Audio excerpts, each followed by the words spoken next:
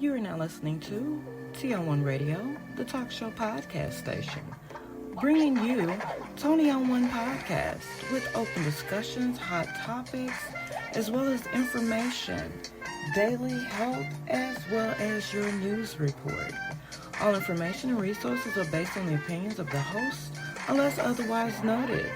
This podcast may contain some quotations, images, and/or excerpts from copyrighted material. These uses fall well within the copyright doctrine of fair use. All information is intended to motivate, encourage, and inspire positive change and a healthier lifestyle. Welcome to Toni On One Podcast.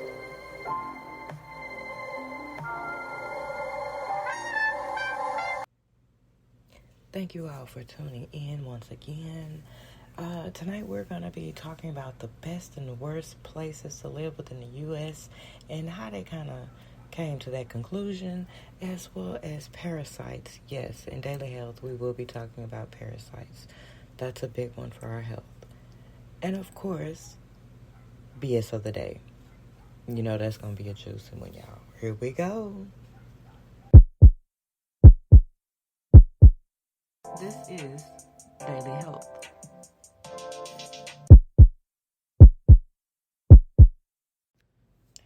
Okay, ladies and gentlemen, let me go ahead and say this now. For anybody who might be grossed out by this particular topic for Daily Health today, I do apologize. But this is one that I felt the need to really put out there because I'm not so sure this is a well-known thing. If it is, somebody correct me. I appreciate any and all feedback. But yeah, so parasites, yes. They are pretty much running amok in the human body. A lot of people do have them. I mean, seriously. It's so common now to the point to where now people are actually looking at some natural remedies at helping to get rid of these parasites. So just how common it is, you ask?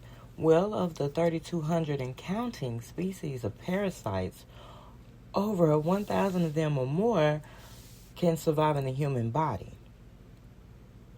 Now, if we take a rough guesstimate of how many billions of people there are, yeah, millions of people probably are affected around the world by now. And most may seem to not notice. And the ones who seem to do notice, it's because they're doing a bit of suffering. And they notice because they're having, these noticeable serious illnesses. Whereas other people are really not having any symptoms or noticing any symptoms, little to no symptoms at all. And that right there for me is a red flag, because if we can't tell, if we can't notice anything, we could all be running around here with parasites. A lot of them. Now, I know there are good parasites and germs that we must carry, but these particular ones, no, we really shouldn't. So how common? Parasites and parasitic infections are common. And it really does affect millions of people throughout the entire world. And they don't notice. So what are the signs and the symptoms? Like everything else, there are many types of parasites, so their symptoms can vary. But common parasite symptoms may include diarrhea, nausea and vomiting, abdominal pain, unexplained weight loss, increased appetite, muscle aches, fevers, chills, problems sleeping, there went my paper, fatigue, weakness, skin rash. And I mean, any of us could be walking around here with a parasite and no symptoms. Or the symptoms may, appear a pretty good ways after you've had the infection and actually possibly ridden yourself of the infection and not even know it. and just accidentally possibly passed it to another person who actually does develop symptoms. So it's a touchy thing. So what causes these? Well, common food sources of parasites: raw or uncooked meat, including fish, raw or unwashed fruits and vegetables, raw aquatic plants such as watercress, unpasteurized milk and juices. So, okay, we can get it from our food. How else can we get it?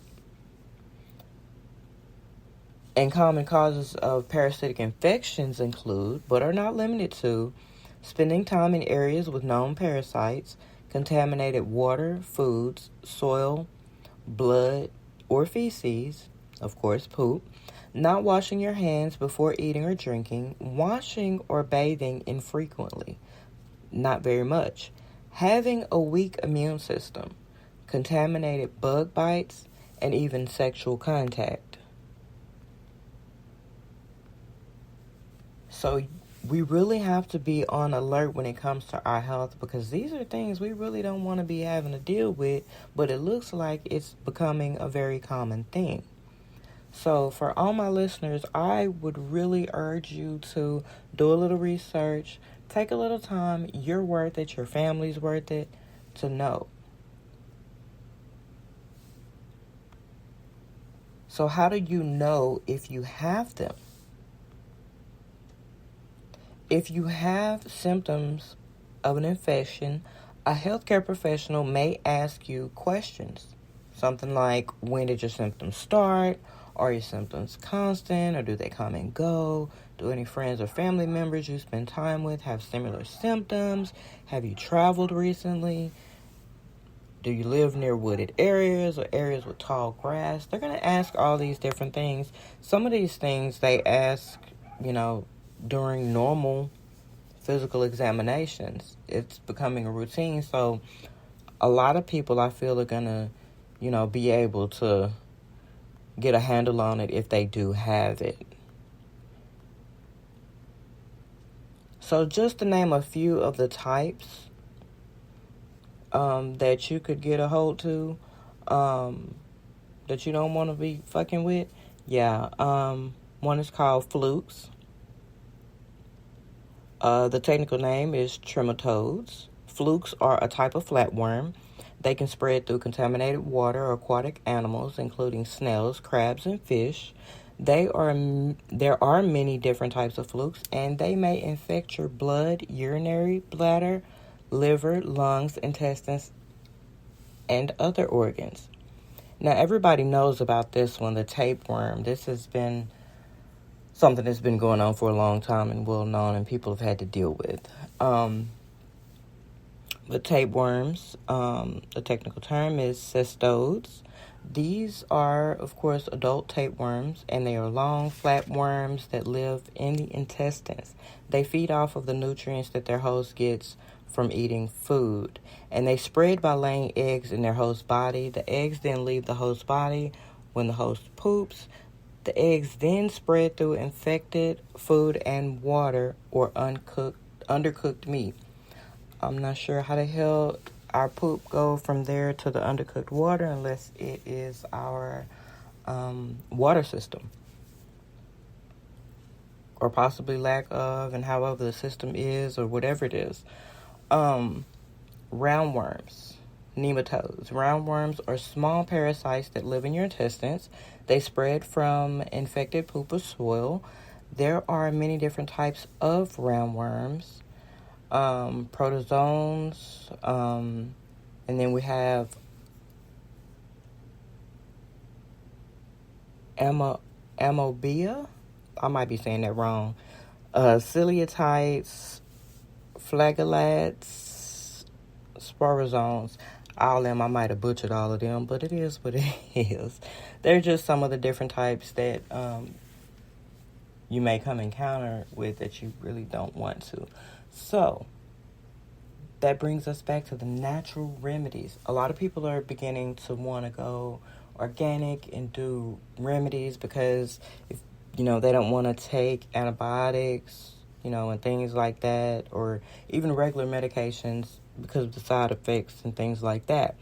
Because with this, that's exactly what they're going to pretty much have to kind of give you is antibiotics.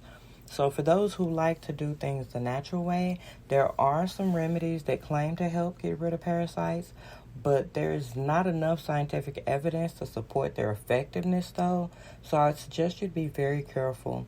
The best way to treat a parasite infection is to use a medication prescribed by your doctor, which can kill or paralyze the worms and make them pass through your stool, and then you can be rid of them. But some of the natural remedies that are often suggested for deworming include berberine, and that's a compound found in herbs like barberry, golden seal, cotis. It may have some anti-parasitic effects. But of course, more research, is needed to confirm this and to confirm its safety and effectiveness. Also, papaya seeds. These seeds may have some anti-parasitic properties, but the evidence is kind of limited and mostly based on animal studies. One trial in Kenya, however, found that children who ate porridge with ground papaya seeds had fewer intestinal worms than those who did not eat it. So, that's some good news right there. Now, also they have on this list is pumpkin seeds. These seeds are rich in a compound which may paralyze the worms and make them easier to expel. Of course, however, the evidence for this effect is also weak and mostly based on animal studies, but it's hope. Next up is wormwood. This herb contains a compound which may have some anti-parasitic effects. However, wormwood can also be toxic and cause seizures, liver damage, and kidney failure if taken in high doses or for a long time. So again, I say talk to your doctor first before you do anything. This is your health. And they also have garlic down here. Now, I don't know about y'all, but garlic is the bomb on quite a few foods, so it's one my household kind of really enjoys. So if you, like me and my family, and you eat a lot of foods with garlic on it, you can thumbs this one up and share this and say, hey, we eat garlic, so we might be good.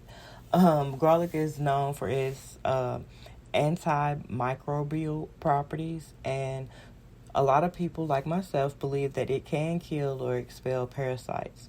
And of course, however, there is no conclusive evidence to support this claim, and garlic may cause side effects like stomach upset, bleeding, and allergic reaction in some people who may be allergic to it. If you're allergic to it, don't eat it. Don't even fool around with it.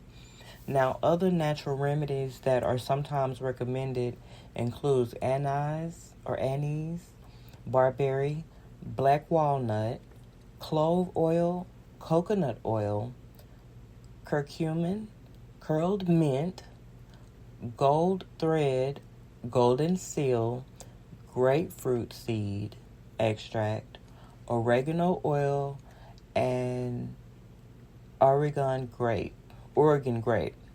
Now, however, I'll say this again, none of these have been proven to be effective or safe for deworming. But we all know the wives' tales and the home remedies. A lot of things do actually end up working, but the FDA, I don't think, takes time to actually check into it and see if these things actually work. So we should encourage them to do so. It could be very beneficial to the lives of all of us and generations to come. Now, if you suspect that you have a parasite infection, you should consult your doctor for a proper diagnosis and treatment. Do not rely on natural remedies alone, as they may not work or may cause harm. You should also practice good hygiene and sanitation to prevent reinfection or spreading the infection to others. Now, I will leave the links on social media. If you're following me, you can check into this yourselves if you would like. Do more research. Leave me a comment. Let me know what you think about this. If there are any other topics you guys would like to hear about, talk about, or you want to know about, let me know, and I will definitely get right on that. You have been listening to Daily Health News Report. Current events, issues, and the headlines. The best and the worst places to live. And this is one of those top 10 ranking situations here. I mean, I know everybody's listening from some of everywhere, and some of y'all, where y'all live, might be on this list. Y'all let me know. Hit me up and let me know if y'all agree with this list, or tell me or tell us what it is you actually see about your state. Now, according to some sources, the worst states to live in within the U.S. are based on factors such as, crime rates, healthcare, education, environment, inclusiveness, and voting rights. Now, different sources may have different rankings and criteria, so this is not a definitive list. But here are some of the states that appear frequently in the bottom 10 of various rankings. Here we go. Arizona. Now, they're ranked as the worst state to live in by CNBC. Now, they're saying that it's high crime rate, poor air quality, low health resources, and lack of inclusiveness. Now, hey, if you're in Arizona, let me know. Let me know. You're a resident. Speak up for your state. The next one is Texas. Okay, yeah, Texas is a little rough, but it has its beauty and charm. But it's ranked as the second worst state to live in by CNBC and IB Times. Now, they're saying it's because of restrictive voting laws, lack of anti-discrimination protections, high uninsured rate, and low environmental quality. Now, see, I'm from Texas, and I'm looking at this, and I'm like, I lived there all my life, pretty much. The roads was the worst there. Then you've got the health care, because it's slow as hell if you go to the emergency room. But you know what? I don't know where they got their statistics from and put it all together, but that's what they got for Texas, okay? So my people in Texas, y'all, these are not my opinions. This is based on my research. This is what's out there. Now, next up is Oklahoma. Now, it's ranked as the third worst state to live in by CNBC and IB Times. They're saying the low health outcomes, low health resources, low voting rights, and low inclusiveness. Dang, Oklahoma, Dang. But okay. So we got next South Carolina, ranked as fourth worst state to live in by CNBC and IB Times. They're saying it's due to high crime rate, low health resources, low education quality, and low opportunity. Damn. And it's so beautiful there. I some of it, yeah, I can see, but it's kind of got me. That one got me. Okay, next up is Missouri. They're ranked 5th worst state to live in by CNBC and IB Times. High crime rate, low health resources, low environmental quality, and low inclusiveness. I would have thought different for that one, but okay. And number 6, where I live now, of course, Louisiana. Really? Worst state to live in by CNBC and IB Times. They're saying it's high poverty rate, low health outcomes, low education quality, and low opportunity. Okay, it depends on where you live here. That some of that fits, low opportunity. But of course, rural small towns, yeah, that's going to be kind of difficult. That's like basic stuff right there. Low education quality, not with all these colleges and people graduating left and right. Low health resources. Hey, I don't think it's that low. Low health outcomes. I don't think it's low. I don't think it's that low. And poverty rate. Here and there, yeah. Every state's got theirs, but okay. Well, you know what, boo? We on that list, but you know what? It's all good because we got some of the best food down here. Yup. Okay, so next up is New Mexico. They're ranked as 7th worst state to live in. New Mexico. CNBC and IB Times. High crime rate. Okay. Low health resources. Okay. Low education quality and low opportunity. New Mexico, are they hating on y'all? Is that what that is? Because nobody's politicians are talking about this stuff. They talking about some other stuff. Okay, Indiana, ranked as the 8th worst state to live in by CNBC, and the 20th worst state to live in by Money Inc. And they're saying low health spending, low health outcomes, low environmental quality, and extreme climate. Okay. Anybody from Indiana, chime in on that. Inbox, comment if you heard this on YouTube. Let me know your thoughts on this. And last we have Nevada, 10th worst to live in by CNBC, and they're saying it's low child care access, low air quality, high crime rate, and low education quality. Dang, Nevada. So I'm going to share the links to this. So if you guys are following me on social media, you'll be able to go and you can dig through this for yourself if you want to and read up on this. But we're going to move on to the best states. And tell me if y'all agree to this, or not. Now, according to some sources, the best states to live in within the U.S.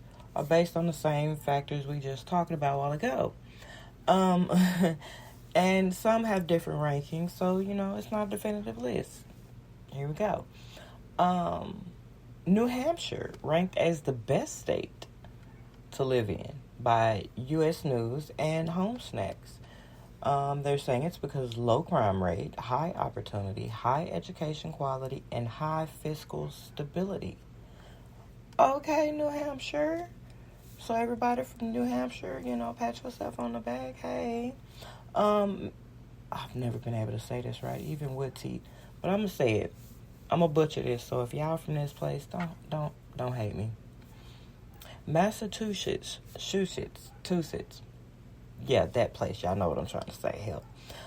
Ranked as the second best state to live in by U.S. News and Home Snacks. They're saying it's high healthcare quality, high education quality, high innovation, and high inclusiveness. All right. Hawaii, ranked as the 3rd best state to live in by U.S. News and the 4th best state to live in by Home Snacks, citing its high health care access, high health outcomes, high natural environment, and high voting rights. It's already pretty there. Y'all just trying to sell it, ain't you? But y'all go ahead up there in Hawaii. Pat yourself on the back. All right, New Jersey. Now, wait one damn minute. Hold on. Now, I ain't trying to offend nobody from New Jersey, but I thought the crime was high as hell there. I mean, that part was my opinion. I thought the crime was high as hell. But they're ranked as the best state to live in by Wallet Hub and the 5th best state to live in by U.S. News, saying it's high education quality, high healthcare access, high public safety, and high GDP per capita. So they're doing well in the product area. Okay.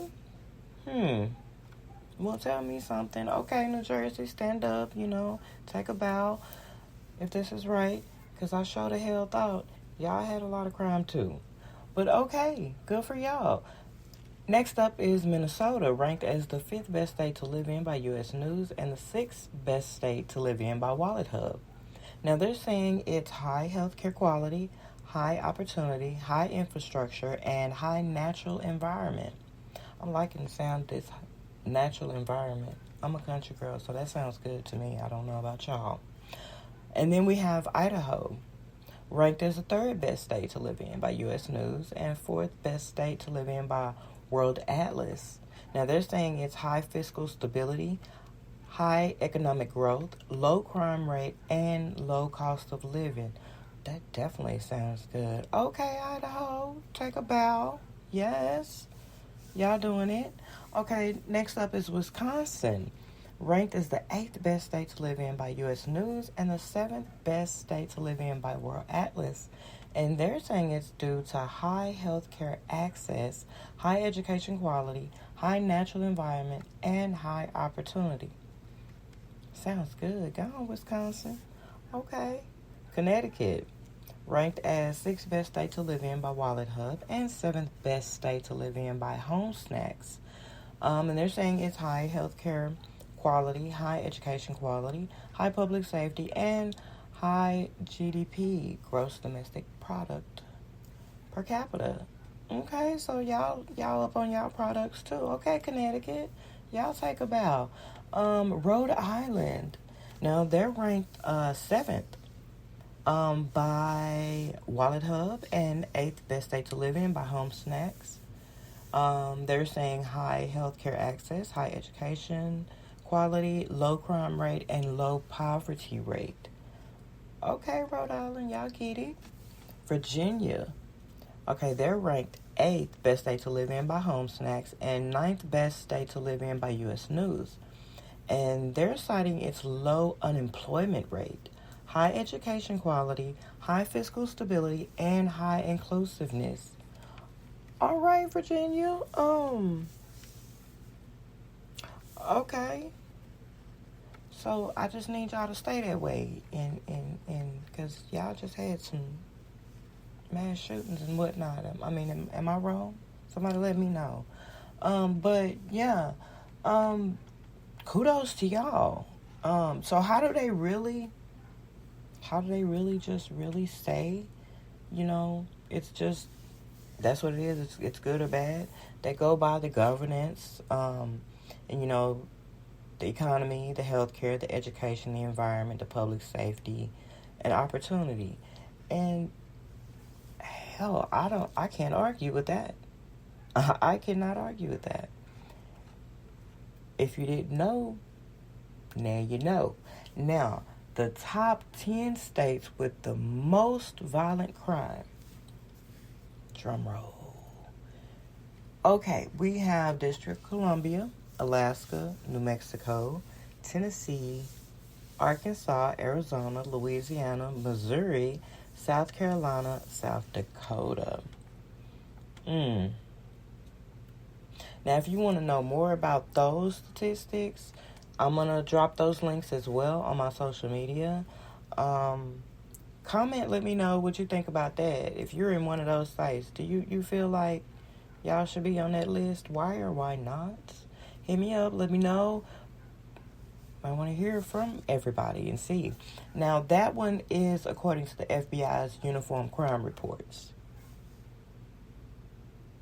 Top 10 states with the most violent crime. And the rate is per 100,000 people. So that's kind of how they did that one. But yeah, I mean, there you have it.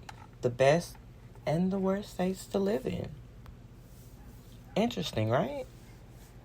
What do you think about that list? Do you agree with that list or no? Let me know. This has been your news report. The current events, issues, and headlines. Who the hell? What the hell? That's some bullshit. You big dummy. Bullshit of the day. Alright, y'all. Y'all been waiting so patiently. I appreciate y'all. BS of the day. Now, I don't know about y'all, but I like bread and I like bread products. I don't really eat too many of the ready-to-eat meals. They call them RTEs. I don't do too many of them. Unless it's like the, bread that's on the shelves or whatever, like the light bread or the wheat bread or whatever the case may be. But this is coming out of Youngstown, Ohio. Schwabel Baking Company. They've been put on notice by the FDA. And the interesting thing about that is, now normally when the FDA, give these businesses these notices, warnings, I should say, warning letters. Now, they have about 15 days to respond to it, but more than likely, they are given a pretty good long time to get whatever the issue is in order. Now, that can be, from months to years to really just get in there and correct the problem. We know some stuff takes time, okay. But what they got put on notice for, y'all, let me just say, rodents, flies, and listeria, oh my. And this is this year, people. This is this year. The warning letter was dated for this year. So, yeah, these are the ready-to-eat bread roll manufacturing facility in Youngstown, Ohio. So if you got some RTEs from there, I know, but no, because not only are they in trouble for that, but they're also in trouble because, with allergens, you have to separate those things. You can't cross-contaminate that because a lot of people have allergen problems to seeds and peanut butter and, all sorts of things like that. Now, pardon me, it is required that the facilities, any type of facilities, food processing plants, packaging plants, or whatever you want to call it, but they have to assess that. That has to be in their plans. What they're going to do about that. They didn't have that down.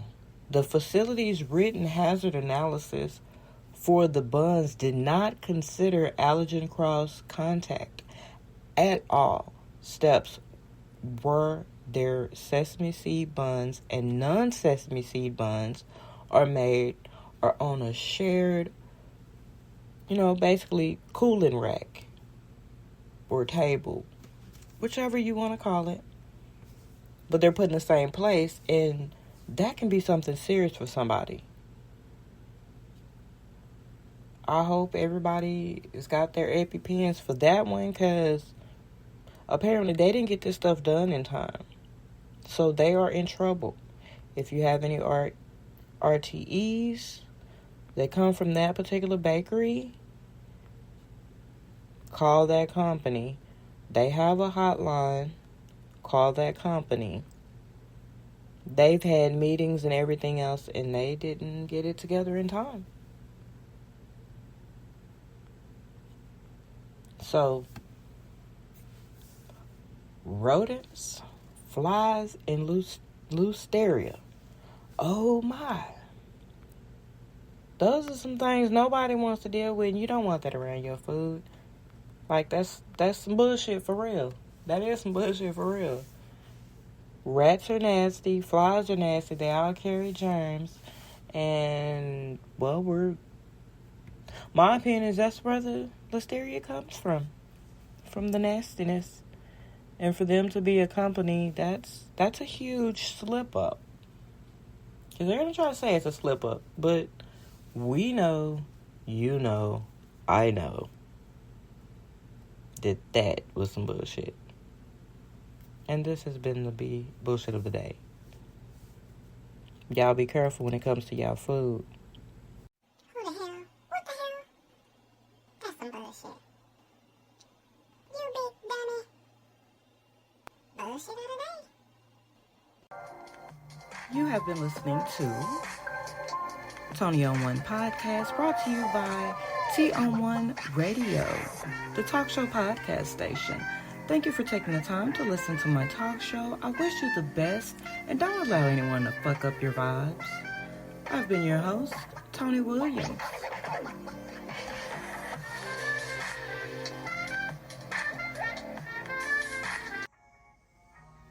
Toni On One radio station listeners are awesome. Because of this, your voice is very important. Listeners are encouraged and welcome to call in live during a show or leave a message with your thoughts and opinions, whether it's the Sound Meditation Podcast, the Toni On One Podcast, the Sister Talk Podcast with Sister Such and Such, the Underground Podcast about music, or Inspire Our Podcast. We're trying to inspire the world. That's Toni On One Radio. So listeners' voice is very important. So give us a call at 318-315-3586. Again, 318-315-3586. And voice your opinion.